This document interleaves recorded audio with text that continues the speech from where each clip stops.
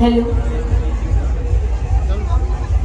আমাদের ভারতবর্ষ বৈচিত্র্যের ভারতবর্ষ, দেবদেবীর ভারতবর্ষ।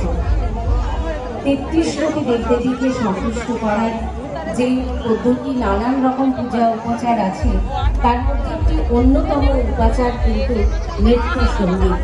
বারবার আমরা দেখেছি আমাদের ভারতীয় শাস্ত্রীয় নৃত্যের আঙ্গিকই কিন্তু দেবদেবীকে তুষ্ট করা এবং দেবদেবীর বন্দনা করা।